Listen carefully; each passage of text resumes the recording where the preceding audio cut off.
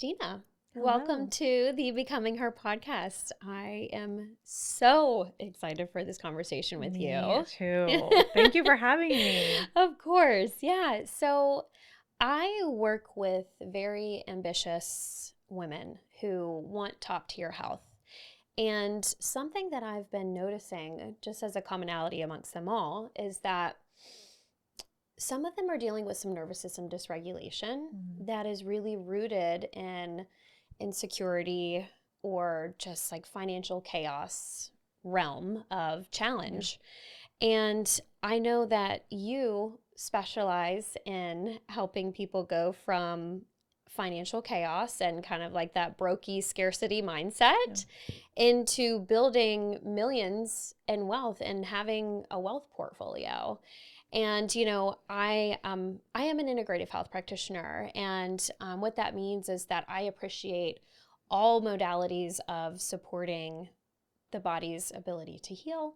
And what I know is that more women need to understand how to build financial abundance, but also how to manage it and to have that that security type of experience. Yeah. And so when I thought of who would be the best of the best to teach my community, I thought of you, of course. Oh, that's so sweet. Thank you for saying that. Yeah, of course. So just to kind of open us up, I would love to maybe just kind of pick it apart with, for women business owners, do you see that they struggle most with investing or what they are charging or saving? What area do you see commonalities in with scarcity, and like where do you even start?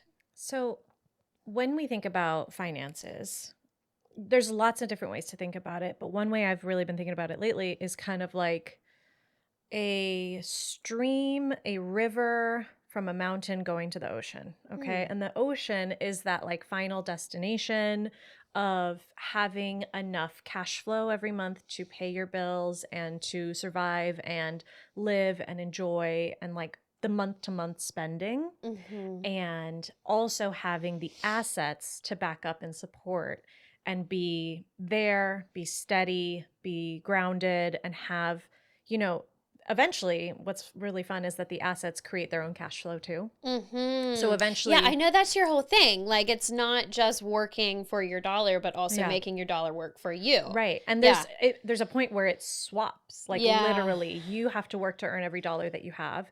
But as you're investing and growing, eventually your portfolio out earns you. So this year, for example, this is just like one section of my portfolio, and I can only think of it because I just looked at it. But for example, this year, a portion of my portfolio made me $80,000 in fresh new money, right? So that's the portfolio generating cash flow for me. So anyways, we have this view. We're, way upstream, and then we want to get to the ocean.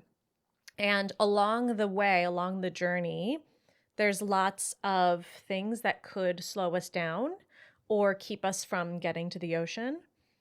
Dams, crags, eddies, right? The river splits, or, whatever might happen. So I think about it when going back to your question, what do female entrepreneurs struggle with? Well, it just depends on where they are along that stream. Right. Yeah. And it also depends on where they came from, because all of us have different starting points. That's a reality. All of us have different challenges, both mindset wise and like literal, right. With the cash and the cash flow and all of that. And so there are commonalities, but it just depends on where you're starting. And I would also say too, like, this is true for men and women, that, I coach men and women, and there's not really a big difference. There's a difference in how they show up to coaching, which is interesting, but there's not a big difference in the challenges that they face. Okay. You would think there is, but there's not. It's just they talk about the challenges differently. Okay. Yeah. I could see that. Yeah. Yeah. So I'm happy to go into any which way, but I'll pause there. Yeah, no, that's really helpful. So when you are guiding them through mapping out their portfolio, I think maybe I'll just speak for myself. Yeah. The creating an investment portfolio, I think, is what probably a lot of people feel intimidated by, because it's like, I didn't go to school for that. I'm not a a trader, you Yeah. know, like I know people log on and like every, I don't know, however frequently they log on to make their trades and like to optimize their I things. don't do that. We don't do that. Oh no, I don't do that. Okay. I didn't know that there was a world that was like not Oh. what investment was. Oh yeah. No, that's like that's a small subset of investing. Okay. And the reason I don't do it is that it's been statistically proven by mathematicians over and over and over and over again that that's the worst strategy if you want the most money. So I don't do bad strategies. I don't do that. I don't do bad strategies. Yeah, no. I resonate with that as well. Yeah, I don't. Why would I do something that's been proven to be statistically worse? Wow, that's really refreshing to hear because you know I see on like social media it's like spend 1 hour a week trading and da da da da da, and I'm like I would never do that. So I spend. So here's how I think about it. We have our active investments and our passive investments. Okay. My stock market portfolio passive. My business active. Any hour I spend on the stock market portfolio is an hour taken away from the active investment. And this is the active investment I choose. I choose for my business to be the active investment. And it makes me a lot of money. And the more time and resources and creativity I can pour into it, the more money it will make me. The more time and creativity and resources I pour into my stock market portfolio, it doesn't have the same kind of returns. You need to like set it and let it be. Yeah. Actually, Fidelity, which is a brokerage firm, one of the largest brokerage firms in America, a couple years ago, they were curious, like, hey, we have millions of investors and we have data analysts. Let's go figure out who are the best investors. Like, what strategies are they using, right? We can like look at our data. So they put a team of data analysts on it and they did all this analysis. And what they found was hilarious. The best investors at Fidelity are dead. Or inactive, meaning they haven't logged in for years. Wow. Because the best investors don't buy and sell. The best investors buy and hold. That is the best proven strategy. So I have some mutual funds and some ETFs that I've bought, which are like, think of it like stock trading is I'm going to go and I'm going to decide to buy a share of Apple and a share of Zoom and some Coca-Cola and some whatever, stocks. You could do that. Or you can buy something called a mutual fund or an index fund or ETF, which is like a big bag full of companies in it. So I don't have to sit and decide. Okay. And it's, hundreds, if not thousands of companies in these big bags. Big bags, yeah. So then I just buy a stock of the fund. It owns fractional shares of all hundreds or thousands of those stocks inside. And I don't have to worry about it. So that's what I do. I literally have maybe, across my portfolio, I probably have 4 different funds that I'm investing in different, percentages. And I don't I log in sometimes to add more, but that's it. You just I keep log it in consistent. at the end of the year to take my tax forms. Yeah. But that's it. Okay. So yeah. What are you seeing people start with? Like $500, $1,000, $20,000. Whatever they have is worthy of getting into it. So if we think of like building out your passive income portfolio is the goal, is the dream, that eventually that thing starts making real money for you so that you can be work optional. So on this note of the passive income, the reason why I really want more people, I want to more deeply understand it, I want my community to more deeply understand it, is another area where I see women really struggle to be able to have the space and the time to heal is because they're working day shift, night shift, and like in their mind, that is the only way. That is all that they know. And I think that is false. That we just don't know the more strategic approach to making an abundance of income. So there's many things that I'm really interested to learn from you on, but like the passive income piece is, I think, where more women need to know about it. Men too, but I care about women. That's fair. That's fair. 100% that like there is another way. What I will say about the stock market is that it's a long game. It's not going to create passive income for you immediately. Unless you have $1 million to invest today, you're not going to make a substantial passive income in year 1. I started investing in 2017 with $10,000. Okay. And I probably made $1,000 of passive income that year. Okay. And now, how many years later? 9 Yeah. 9 years later, Yeah. I'm making 80,000 a year. And next year I'll probably make 100,000 a year or more. And it's an exponential curve. So in the beginning, it's pretty slow. And actually a lot of people give up because they're like, fuck this. It's not worth my time. I made I tied up $10,000 to make 1,000. I could have used that in my business. And that is a huge mistake. The using all your capital for today because you can make more money in your business, it's true, but it's a short-term game and it keeps you tied to your desk. If you continue to do that with 100% of your money, you will always have to work because you are the generator of income. And so yes, even though investing is very slow in the beginning, it compounds and it gets really, really fast later. Like really fast. Like you would never, ever, ever be able to keep up with it. By the time my portfolio is 30 years old, I would never be able to make the amount of money it's going to make me by myself. So you have to kind of it's a balancing act. So that's why I think about my active investment is paying for my life today. Yeah. My passive investment is paying for my life later. Your portfolio. So we do have to prioritize it, but let's back up because people may be listening and be like, this all sounds cool and great. Where the hell do I get $10,000? I don't even have 100, yeah, right? I don't have 2 pennies to rub together. Yeah. Or I'm drowning in debt. Yeah. Or my business debt. isn't even we need to talk about debt. My business isn't even making me money. I'm not even paying myself. Or da da da da da da da. And that's what I'm talking about when I say up the river. I'm like, in order to even get to the point where we're having a healthy enough profit in our business to pay ourselves a living wage and then set aside a portion of that wage into a portfolio, we have to solve a lot of problems first. And that also, going to the mindset, it can feel like this is going to take forever. It can feel like this is impossible. I'm too far deep. I'm too far behind. And a lot of these thoughts just stop. People opt out. They just go, I'm not even going to try. Yeah. And so if I'm not even going to try to solve all these problems, well then, I'm going to have to work 80 hours a week to survive. But the logical fallacy is that if I allocate time to solve these problems, I'll make less money. And in reality, it's the opposite. When you don't allocate time to solve these problems, you tie yourself to an 80-hour work week plus forever. And that's literally untenable. Your body's decaying. Your body's going to lay you flat out. Have you ever gotten sick where it's like, oh, my body said, lay down. Literally last week. You're time out. So we don't realize how vulnerable we are to our health until we don't have it. Yeah.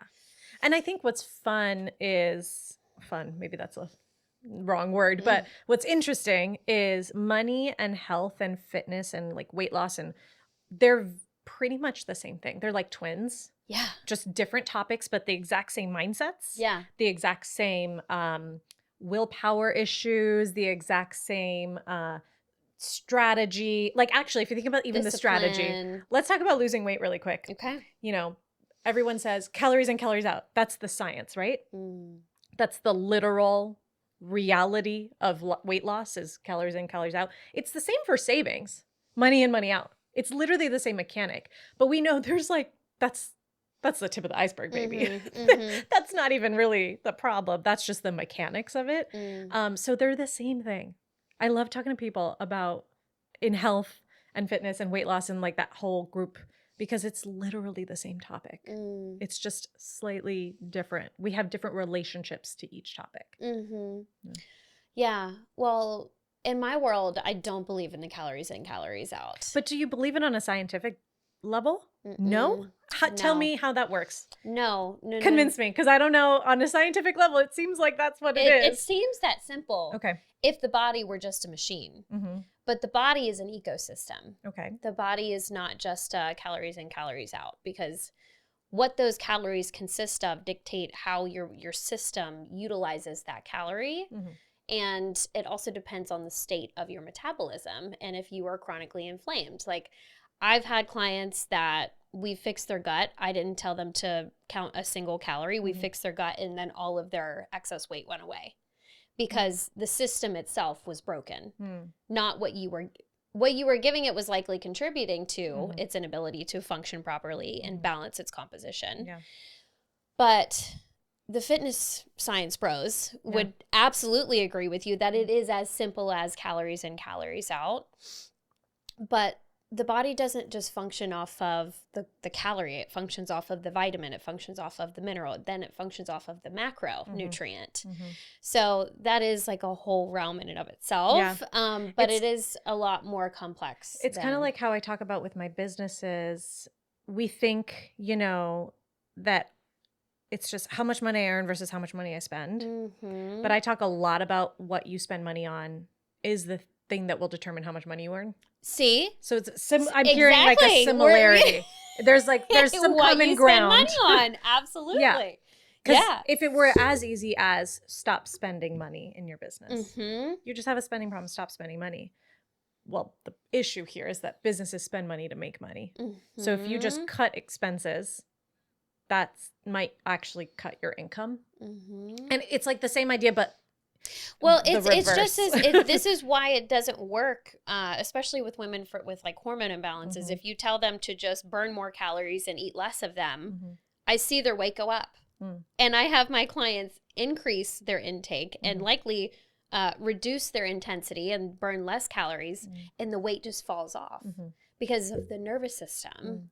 And so speaking of the nervous system again, I would love to hear like what your experience has been like with your clients that have like gone from a very chaotic financial relationship and scarcity. Like, how has it changed their life, like, and how they feel in their body when they go from that to abundance and like structure and systems? Well, I would say the first thing, I'll talk from their perspective as much as I can. Yeah. They come in skeptical. I feel like shit. I am chaotic. Nothing can fix this, right? So there's a skepticism, but there's also a hope that I hope I'm wrong. That's why they're there. Right, right. And really, if we think about it's not skepticism that, you know, it can be solved. It's skepticism that it can be solved for them. And it's this thought, I'm too far gone. I'm too messy. It's too bad. Like they self-identify with that. Yeah. I have, it's funny. Recently, I do a webinar every week on debt. And recently I've been getting this question during my pitch, which is like, it breaks my heart, but it's such a good question. People ask, have you ever had a client that's just too far gone? Like they're just like not savable. And I'm like, no, like genuinely, no. There's always the next thing to do. But of course it makes sense that you're asking that question. Right. Because you're in almost damn near a panic state. That's where I get people. People go into panic, which is very visceral. It's like cortisol, probably, right? Shame. Adrenaline. Like your logical brain goes offline because you're literally like, I gotta survive. I gotta run from the bear in the woods. Okay. So that's the emotional state that people are in. And they come into my program and I tell them the first thing you need to do is know your numbers. And I'm like, hey, I know everything is on fire, but like do a profit and loss statement. And they're like, fuck you. How dare you? Right? How dare you tell me to do a profit and loss statement when my house is on fire? Right? And so I have all this mindset stuff to support why. And it's funny because like I do these internal podcasts where I address every one of their screaming brain issues. And my clients always go, how did you know to say that? And I'm like, how did you know that was the voice in my head? I'm like, because I've been doing it a while. But anyways, by the end of the profit and loss statement, by the end of the know your numbers, and there's 4 numbers they need to know. Their profit, so we need a profit and loss. They need to know their owner's pay. If they don't have one, set one, even if it's small. They need to know their estimated tax liability. That's a big one. And then they need to know their bank system, which we help them set up. Okay. So that's like custom number that we help them create. By the end of that, you know, at the beginning they're screaming, my house is on fire, and then they're like, oh, I get it. And they literally calm down just with that one thing, knowing your numbers. Like even if the reality is shit, but just having the clarity. And the reality's still shit usually. Yeah. It's still like, and they'll put in the channel, they'll be like, you know, I still have a lot of debt to pay off and I'm still barely paying myself, but like, I feel better and I know exactly what to do and da-da-da. And I'm like, yeah. So it's funny because it's the simplest things that make the biggest emotional impact. And I'm like, I told you to do it for a reason. I Mm-hmm. didn't tell you to do it because I'm ignoring your house on fire. I did it because you can't extinguish the fire if you're running around like a chicken with your head off. And right now, you're running around like a chicken with your head off. We need to put on your critical thinking cap. And in order to do that, we gotta calm you down. Gotta have the facts. You gotta have the facts, and you have to like take a deep breath, girl. And you know, there's lots of other tools that we give them to do that. But I just think it's very interesting, going back to your question, like, how do we get out of the chaos? I always tell them specificity is the enemy of fear. You are afraid because you don't know the facts. You are afraid because your brain it's doing its job. It's filling in the gaps in your knowledge, and it's filling in the gaps with the worst case scenario because you're already at, you know, a financially heightened place.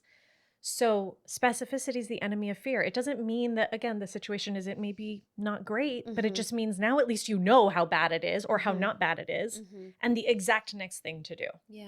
So if you're feeling that like that anxiety, the panic, get specific. Just get really, really specific. Even like, oh, I'm not earning enough money. Oops, sorry. Oh, I'm not earning enough money. I'm like, that's vague. What is enough?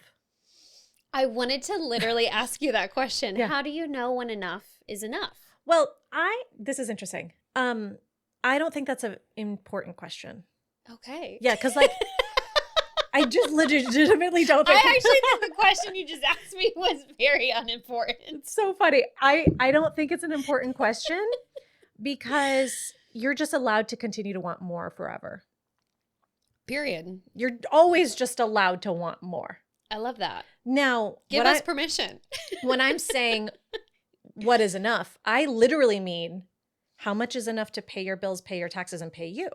And then if you have debt, pay your debt minimums. That's the current state of, if you're making below that, we need to get you to baseline. Once you're at baseline, then we can talk about the next level. And when I say enough is enough, I mean, once you're beyond baseline, you can just continue to want more forever. But if you're below baseline, we can't think about making millions of dollars a year when you can't even pay your taxes. We need a stair step, baby. Where's the gap? Where's the gap? Right, exactly. Yeah. So I know a few business owners personally who have listened to your podcast and have shared with me, like, Gina has transformed my perspective towards debt. So I would love to hear, like, what has been your own transformation towards your perspective towards debt. And, you know, as two female business owners here, like, I know that there is I assume that there is a stark difference between how females feel about acquiring debt versus males that have always been allowed to have their own bank account. So enlighten. Yes. Okay. My relationship with debt has pretty much always been positive because I was taught from a really young age, debt is a wealth building tool and you can learn how to leverage it. And the first way I learned that was my dad sat me down and he was like, okay, Gina, should we pay off the mortgage or not? And I'm like, okay, well, yeah, we should pay it off. That's what, like, as a kid, I'm like, yeah, that makes sense. Pay it off. And he's like, okay, why? And I'm like, because then we're going to save on interest. And he's like, okay, great. And so we calculated how much the mortgage would cost in interest by the end of the term of the mortgage. And it's like a lot of money. Usually mortgages are like double the price of the actual home. Right. And he's like, okay, great. So we're going to save that money if we pay it off. But what if we invest the money instead? What do we stand to gain? And I'm like, I don't know. And he taught me how to do that calculation. So let's say you have $500,000 left on your mortgage. And let's just say for the argument that you have $500,000 today to pay it. If you pay off the mortgage, you stand to save, I think last time I ran these calculations, it was like over 400 grand. Okay. Right? It was like substantial. Yeah. But if you invest it today for the rest of the term of the mortgage, let's say 25 more years, you stand to gain like 10 million. So I'm like, you're trading 10 million for 400,000 in savings. And that makes sense because humans are loss averse. We're not gain conscious. We think about the loss, not the gain. Yeah. And so he taught me that. And I was like, oh, okay, great. And now I kind of know that. And I'm like, okay, great. If the mortgage is cheap enough, I'm always going to invest the money instead of paying it off. Yeah. And that works even if you don't have the 500,000 today. The math still works even if I only have, let's say my mortgage payment is $1,800. But I have $2,000 I could put towards it. that extra 200, what should you do with it? It still works to invest the 200 every month instead. And again, it depends on the terms. And, you know, if we're talking about like 1980s level, 10, 11, 12% interest rates on mortgages, the math breaks. So it depends on your particular facts, which is why it's important to know the facts. Yeah, that's a commonality that I'm noticing amongst all of this. Yeah. Is like you just need to know what it is. You need to know your options. And then it's also like he taught me like I never passed geometry in high school. I did a remedial math class because I like did not pass. The remedial math class was amazing. It was called Applied Math, and we learned taxes and stock market and all this fun stuff. It was amazing. Bonus. Justice for remedial math. Anyways, so I say this all to say, like, you don't need to know calculus. So if you're listening to this and you're like, but I'm not good with math. I'm like, do you have 4th grade arithmetic down? Right. That's all you need. Right. And an amortization calculator that you can find on Google for free. So let's dive back. So my dad taught me that. And then I just basically moved forward with that mentality for the rest of my life. So it's really, debt is just morally neutral every single time. And we know it's morally neutral because if debt were in a vacuum and it weren't attached to anybody, we would not think anything about it. And I feel like this is how people think about the national debt too. We're like, oh, whatever. It's just there. Right. Like, I personally never think about the national debt. I'm like, whatever, it's there. We made up money anyways. So it's amoral, but then we attach morality to it and we make meaning. We make debt mean I'm stupid, I'm bad, I'm irresponsible, I'm going to fail, I'm on the path to fail. Like it's all the meaning we apply. And then that creates panic. And then what did we learn about panic? Chicken with your head off. And then you're never going to get out of it because your house is burning, but you can't think straight. Right. So we got to calm you down. Yeah. So I always say like, there's not good debt or I even hate good debt or bad debt. I'm like, that attaches morality. Let's call it what it is. Cheap debt, expensive debt. And actually, sometimes expensive debt is still worth it. Just like sometimes expensive things are still worth it. We're not making every life decision based off cheap or expensive. So why do we have to also attach that to debt? So I think about debt as a tool. It's just a tool most people don't know how to use. And then when they have like used it and then used it incorrectly or like gone a little too far, a little out of their depth, then people shame them for it. And the get out of debt tools that exist in mass media are shame. It's like you made a fucking mistake, so you better get yourself out of it and you better never touch that debt again, instead of just teaching how to people how to use the tool. It's like kind of infantilizing, actually. And then if we attach, you know, the gender lens through it, I came up in Silicon Valley where it's heavily male dominated and the idea of debt is just like another Tuesday. Right. Right. Yeah. And then I came into the online coaching world where it's predominantly female and I was confronted with all of these people's thoughts about debt. And I'm like, oh my God, one gender, one industry is completely looking at this different than this industry. And as I've gotten out of the coaching industry as well into small business, the same kind of mentality persists that women are taught debt is bad, men are taught debt is a tool or a risk. Like it's a risk that you can take. And then generally boys are taught to take risks and girls are not. So there's a lot of layers here. Yeah. And beyond the fact that, you know, it wasn't until 1988 that women were allowed to get business loans without a male cosigner. Yeah, so we're fresh. Yeah. We're like some of you listeners are older than that. Some of you listeners are the first generation of women to be born with that right. That's like absolutely our insane. moms were not born with that right. They didn't come into this world with that right at all. Wow, that just put a lot of things into perspective for me. That literally our mothers were born without that right. Yeah. Not just that one. Yeah. A lot of them. A lot of them. We've lost a few along the way. RIP. Anyways. Okay, so how do we get debt paid off faster? Oh, yeah. Okay, it's very simple. So know the facts. Yeah. stop playing whack-a-mole. Everyone I talk to is playing whack-a-mole. Okay. They're like, $300 there. Oops, that card is getting close to being maxed out. Let me put some money there. Oops, over here. Okay. Whack-a-mole. Yeah. Stop it. That's Okay. not a strategy. Okay. I'm gonna sound like a broken record. Write all the things down in one page. Okay. Your balance, your interest rate, the day of the month it's due, your minimum payment. And the first step we need to go through from a mindset perspective is, and this will speed you up, is get on board with minimum payments. Get on board. Minimum payments aren't bad. Just if you can pay the minimum payments, you're doing great. And actually, a lot of times people go, I can't just pay the minimum payments because the interest. If it's a business debt, interest is just a cost of doing business. It's actually tax deductible. So the IRS also views it as a cost of doing business. Wow, I've never heard that before. Oh, yeah. Wow. Yeah, like all your debt interest in business is tax deductible. So keep track of it. It's a tax deduction. Will do. And also you're probably paying for, like, if we then put it in that category in our P&L of tax deductible expenses, it's probably going to be one of the cheaper expenses. Like I went, let's see, what year was it? 2023. I was in a big growth spurt and I went into about $45,000 of credit card debt. Bad debt. Yeah, right. Expensive debt. Ooga booga.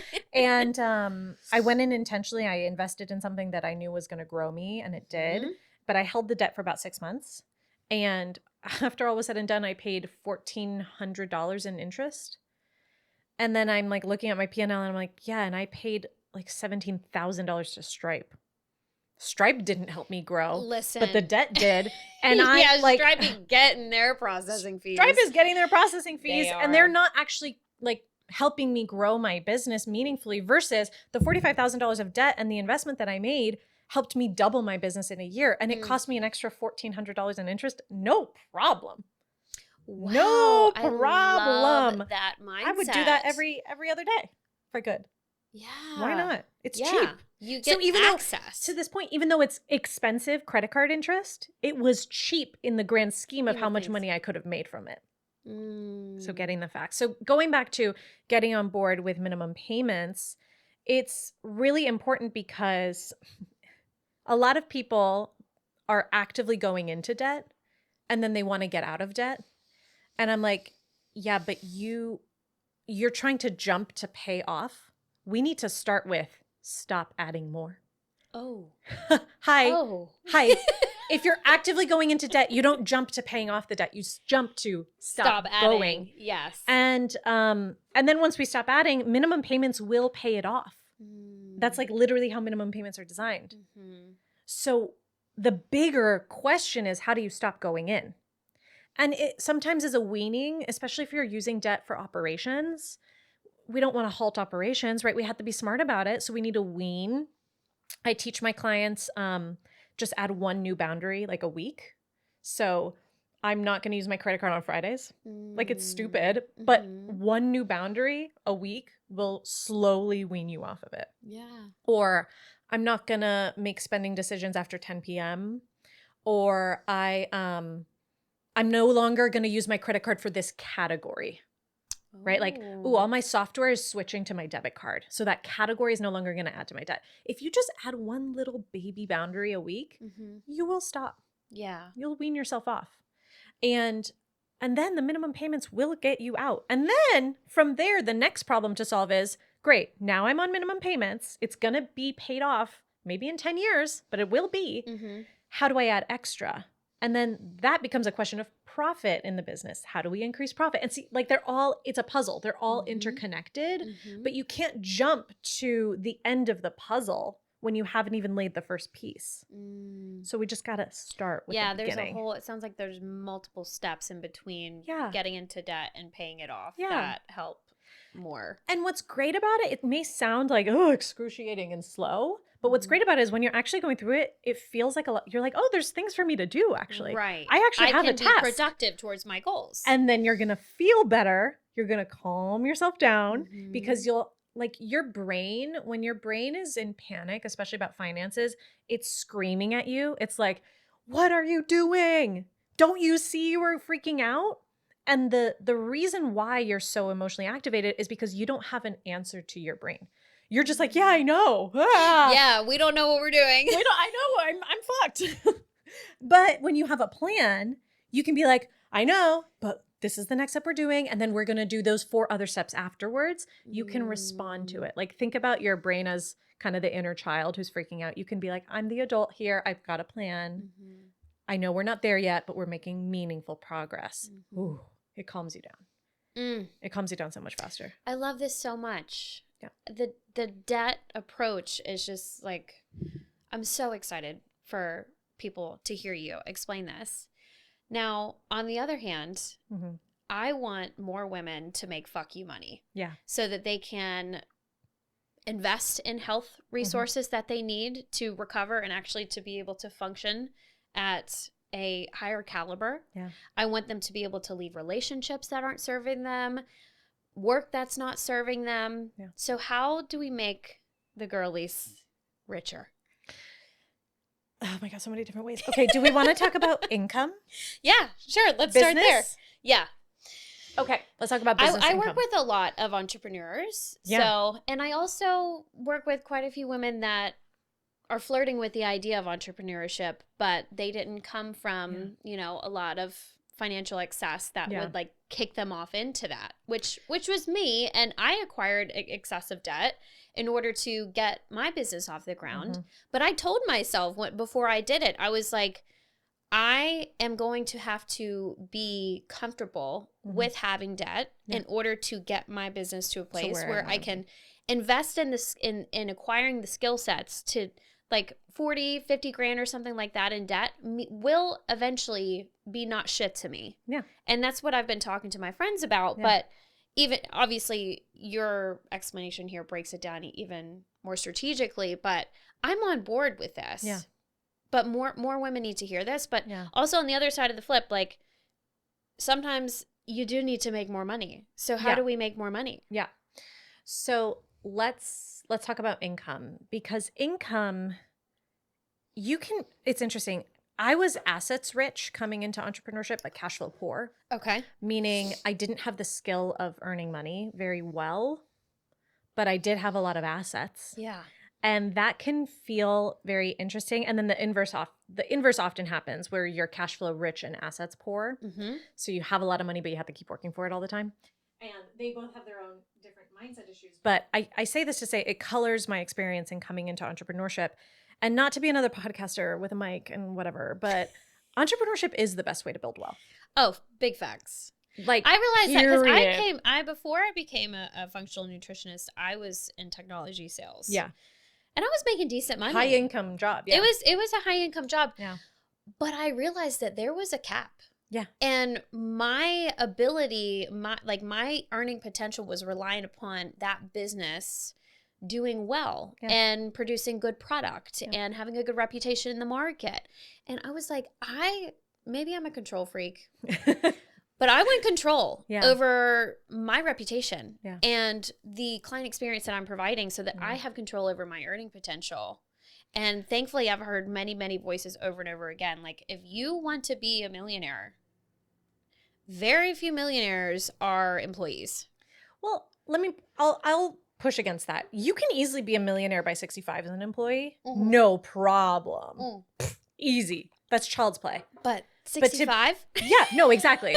But if you want to be a millionaire by 35, employee will not get you there. Unless you're doing like, really, you're getting in on the ground floor of a startup, taking a big equity play, and then the risk is that they never have a liquidity event, and then you just wasted your time at a startup for equity that means nothing. But other than that, very rare. Or you're going to work your ass off into like a highly licensed profession, like doctor, engineer, people who are walking into a big salary, but then it comes with the student debt. So I digress. I'm with you. Entrepreneurship, easiest way to make money now. How do we make more money? It comes down to quite a few different things, but if we distill business down to its very core, a business is the most simple thing. You have something to sell. You have to tell people about it. They have to buy it.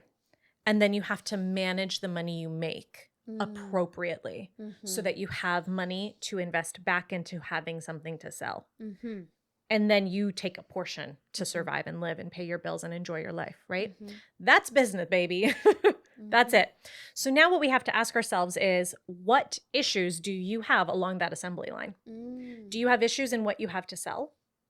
And I would think about the quality or your ability to talk about it. Do you have issues in telling people? Do you have issues in, like, I always say it's either conversions or leads. I either have people who could buy it, but I suck at selling and they're not buying it. Or I'm great at selling. I can close anybody. I'm closing all the people who are on my email list and in my world. I just don't get any new people. Then we have the, managing the money. Am I making wise decisions? Am I paying myself? Am I employing, a tax strategy? Am I forget employing a tax strategy. Am I even saving for taxes? Anything at all. Am I going to screw myself accidentally because I spent all my money? All of that. So what I like to say is, all businesses have problems. I call them current problems. And you'll have current problems in every category. And get really comfortable. If you want to make a lot more money, your only job to make more money is to solve problems and to solve current problems, not future problems, not in 6 months. No, today I don't have a new lead. Today I failed at a sales call that would have been perfect, but I just got in my head. Today my product actually kind of sucks and I got to get better at it. Ooh, ego comes up, right?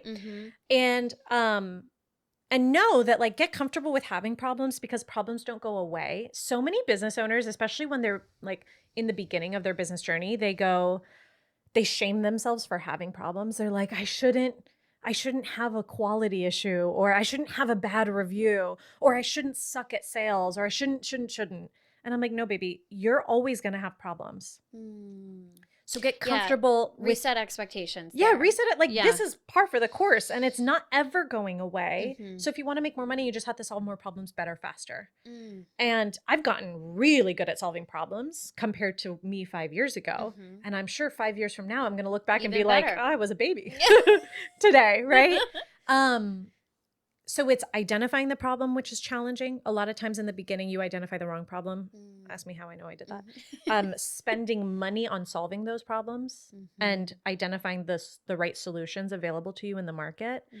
And then getting your ego out of the equation. Yeah. You got to swallow that hard pill. Yeah, I remember one of my coaches, this was so it could have derailed me, but I'm so glad she gave it to me. I had a program called 6 Figure Saver, and she goes, I don't see a lot of people saving 6 figures. And she's like, you better fix that. And I could have gotten defensive. I could have said, no, people are getting results. But I'm like, you know what? She's right. Let me go look at what the heck is happening, right? So you got to get your ego out of it too. And really, money is just a game of solving problems. And then going back, remember what I said about expenses? About, spending money on the right category matters. It's this. Only spend money solving current problems. Don't spend money on a future problem. Don't spend money to buy yourself an identity to feel like hot shit. It won't make you money. Don't spend money because you're bored or you're comparing yourself to somebody else. And definitely don't spend money because you're people pleasing. None of those are problems that need to be solved. And you're wasting your business's capital. And so every dollar you waste on those categories is costing you income. That's how I think about it. I'm like, my business's capital is a precious resource, and its only purpose is to make me more money. So I better not waste it on something that won't make me more money. And maybe that sounds like super capitalistic, but I like the simplicity of that, because when I started my business, I was like, oh, I'm just a bad marketer. When I started my business, I was like, oh, I'm just never going to figure this stuff out. So having it be like, oh, I just have to spend money on current problems, it makes it feel so easy to me, especially as someone who really struggled going back. I came in assets rich. So I'm like, I have a lot of money, but I don't know how to make more money. And I had a lot of thoughts about my ability to earn. So That's like the number one thing I could say. That makes a ton of sense. That makes a lot of sense. And it also is another area of translation in my work where I have a lot of clients that, the internet is selling them a million different supplements, telling them that it's going to solve a million different of their ailments. And oftentimes, I have to bring them back to what is priority today. We are vitamin D deficient. So you need your vitamin D. You are having painful periods. So you need your omega-3s. These are like your tier ones. You don't need that other. You don't need the creatines and the symbioticas and the glutathiones if you don't have enough vitamin D, babe. Yeah. You know what I mean? It's like, what's the today? Yeah. What is the today highest priority? Like stay locked in here. And then eventually, once you're not deficient in your vitals, then we can start playing around in luxury optimization. And what I'm sure happens with your clients is when you focus on the vitamin D deficiency, it speeds up. I'll get to the other stuff. But when you jump to the other stuff, it doesn't work. You wait 6 months and then you have to go backwards and start again. Exactly. It's the exact same. I always tell my clients, you cannot jump over. You have to go through. I love that. You have to go through, because what's going to happen is, like, let's use an income analogy. I want $1 million. I've seen this. Clients jump to $1 million business and they feel amazing. Yeah. And they did it through hustle or just means or right place, right time or whatever. Yeah. But they didn't go through the 100K, 500K, 750K business. And so when they got to $1 million, they lacked every lesson that they would have learned if they had gone through. And so then the business crumbled after the first $1 million year and they never made $1 million again. Damn. Yeah. And it's regardless of income level. I'm just using million because it's flashy. Yeah. You have to go through, because when you go through, you're learning the lessons, you're learning the skill sets, and you're building the infrastructure that when you get to your goal destination, you'll be able to keep it. Like, it's like, do you want to get to your goal one time, or do you want to stay at your goal and then grow from there? And I'm sure the same is for health. Like, do you want to be healthy for 1 year, or do you want to stay in this goal scenario of health and continue to grow for the rest of your life? Yeah. Man, huge. It's the same. How did you acquire this passion for this work? Because you are truly very passionate, and I really enjoy learning from you. Oh, thank you. I think a mixture of things. Before I was a coach, I was a small business researcher at QuickBooks for 5 years. Okay. And so my job, I was a qualitative interviewer. I conducted over 400 hours of qualitative interviews with small businesses across the world. And you are a data machine. Yeah. It's like literally. You downloaded a lot during that. It's a decade of P&Ls in my brain, and mistakes and industries and different business models and all of it. And I always say, like, try interviewing hundreds of small business owners and not getting inspired and passionate. Wow. Small business owners it's so corny, but they are the backbone of the economy. Small business owners work the hardest for the least return. And they're just like generally across, every divide that we have in this country. I feel like small business owners are genuinely good people. They're genuinely good people. They're pillar stones of their communities. They're making jobs. They care about their customers, right?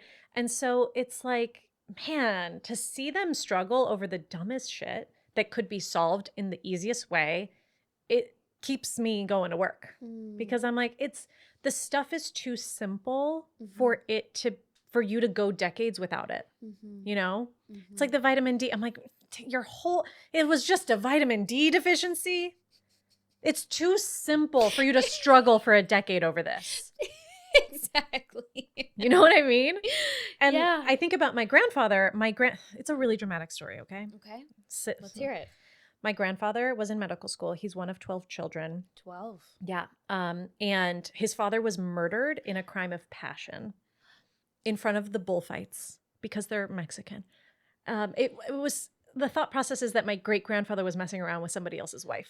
So the husband came and murdered him. Okay. Dramatic. Okay. Yeah. My great grandfather was a tailor in Linares. He had a tailor shop in the square. And my grandfather, when he died, he wasn't the eldest, but he was kind of like the responsible one. So he had to drop out of medical school, come home and become the man of the house. And so he took over his dad's tailor shop. He went to tailoring school and he learned the trade. He stayed there. The building still stands in Linares. And then he got married. He had his first child, and then they immigrated to the United States, and where he set up a tailor shop in Berkeley, California, and was a very successful tailor from the perspective of his craft. Very skilled, very skilled tailor. People loved him. But from the perspective of business, he was not very successful. Even though he had clientele, he had all the ingredients of a successful business, but he didn't have I'm sure there were some mindset things and just the like skill of managing a business. It is a skill. Yeah, just managing the business side of the business, not the craft side. And not just like launching the business. Right. But scaling it or even maintaining it. Yeah. And, you know, he provided, I don't want to dog on my grandfather. He provided a beautiful life, but there were also struggles. My grandmother had to work at the Dole cannery and like can peaches. And they had 4 kids. So she was like juggling that. And when it came time for him to retire, my mom and her sisters kind of had to force him to close the shop because it was like getting bad. Yeah. You know, like, Dad, there's fabric in the back that's molding. And like, he was like in his 70s and starting to kind of like lose his mental faculty. So by the time they closed the business, like they didn't get to sell the business. It wasn't worth anything. So there was just this big missed opportunity economically. Right. And so I also think about him. I'm like, it would have been some simple things. And it is not lost on me that there's this kind of like intergenerational story at play. But yeah, I think my passion just comes from like, I genuinely think most small business owners are really good people and really hardworking, and working harder obviously is not working. So like there's other things at play. And then selfishly, like I just love being an entrepreneur myself. I started assets rich, cash flow poor, and now I'm both. Now I'm cash flow rich and assets rich. And I got to say, it feels great. Like, don't let anybody tell you. No, talk your shit. It's amazing. Are you joking? It's so nice to be fully resourced. Yeah. Don't let anybody tell you it's not worth it. It's worth it. Yeah. Oh, yeah. it is. And don't feel shameful for desiring that. That's what I really want to break through. And that's kind of a perfect segue of like, how can the girls work with you? How can my community learn and get snatched up financially? Listen, I'm direct. Okay. I'm direct. Definitely my podcast, Small Business, Big Money. Okay. There's like over 200 episodes you can listen to there. I host my weekly class, Pay Off 5 Figures of Business Debt, even if you're constantly behind. So if the debt stuff really landed, come to that class. And then on Instagram, at Gina Knox, I have 2 programs. I'm currently in the middle of launching a 3rd. It's not a program, it's a done for you offer. Okay. More on that later. That'll come in. Is that what came through in the portal? Yes. That's what came through in the Gemini moon. But Small Business Money School is where the small business side of things resides. And that's a 12-month program where we go through, I call it the path to profit. So it's similar to what we talked about. Know your numbers, control your expenses, pay off debt fast, and then increase profit. And then my second program is my Mastermind 7-Figure Wealth, which then goes and picks you up and then takes you into the wealth side of things, talking about personal assets, investing, the stock market, wealth building, paying off personal debt, like all the personal side of things. Okay. And that only enrolls twice a year. Okay. The group is open. Rolling enrollment. Evergreen.